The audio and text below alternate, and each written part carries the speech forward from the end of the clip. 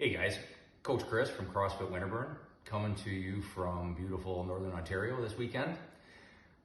This past couple of weeks, a lot of focus on stretching, but what I've noticed is some of the names of these poses and yoga-like stretches are a little bit suspect. For example, this one here was labeled as the Dominic Hasek, but everybody knows it's really the Marty Brodeur, named after the best goalie ever. Anyway, CrossFit Elmira's been bringing the usual awesome workouts and stretching routines and challenging us. So thought maybe the best approach this week would be to fire a challenge back to Coach Kirby and Coach Siobhan. So Coach Kirby, you know, Mr. 400-pound back squat and 500-pound deadlift and Mr. Perfect when it comes to form on cleans and snatches. But how about his flexibility and his mobility endurance? So Kirby, your mission is to execute what's called a Lieutenant Dan with a Thor's hammer sun salutation. And it sounds complicated, but I'm going to demonstrate it here for you. So first, get down with your knees on the floor, your feet and your toes pointed out behind you. Sink back onto your heels. And then right back down onto your back, straight out like that. That's a Lieutenant Dan. And it's named Lieutenant Dan because in the movie Forrest Gump, Lieutenant Dan had legs to start the movie, but then he didn't have any legs by the end of the movie. So the Thor's hammer piece of this, and Kirby, this is not Thor's hammer. Thor's hammer,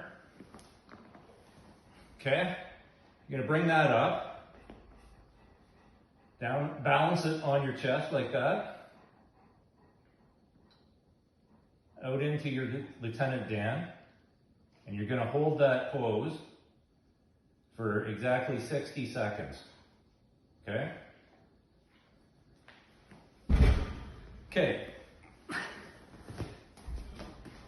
Coach Siobhan, any flexibility challenge for you will be not much of a challenge. So yours is going to be more of a mental toughness challenge.